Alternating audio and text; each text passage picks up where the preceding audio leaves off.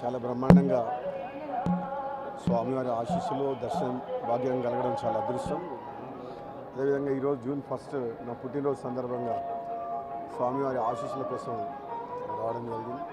అదేవిధంగా రెండు రాష్ట్రాల తెలుగు రాష్ట్రాల ప్రజలందరూ కూడా సుఖ సంతోషాలతో ఉండాలని చెప్పి రాబోయే రోజుల్లో ఇంకో 4 రోజుల్లో ఈరోజు ఆఖరి దినం పార్లమెంట్ ఎన్నికల లాస్ట్ ఫైనల్ ఫేజ్ ఎలక్షన్స్ జరగబోతున్నాయి.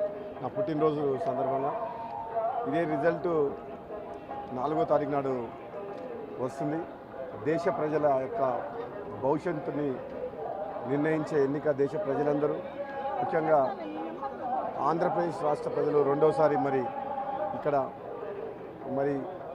వైఎస్ఆర్ ప్రభుత్వానికి ఓటేస్తారా, మార్పు కోరుకుంటారా అనేది ఎంతో ఉత్కంఠతోటి ఇక్కడ ఆంధ్రప్రదేశ్ రాష్ట్ర ప్రజలు కూడా ఇప్పటివరకు ఏ సర్వేలో కూడా ఎక్కడ కూడా బయట పడటం లేదు. మొట్టమొదటిసారి అనుకుంటా ప్రజల నాడి తెలవలేదు ఆంధ్రప్రదేశ్లో. తెలంగాణలో బహుశా బీజేపీ కాంగ్రెస్ మధ్యన హోరాహోరీ జరిగింది.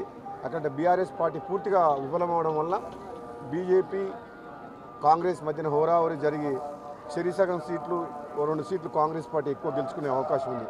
10 నుంచి 10 సీట్లు గెలుచుకునే అవకాశం ఉంది. తప్పకుండా భువనగిరి పార్లమెంటు నియోజకవర్గంలో కూడా కాంగ్రెస్ పార్టీ అభ్యర్థి చామల కిరణ్ కుమార్ రెడ్డి స్వామివారి వెంకటేశ్వర స్వామి ఆశీస్సులతోటి నేను పార్లమెంట్ ఇన్ఛార్జ్గా ఉన్న నెల రోజులు చాలా కష్టపడ్డాం.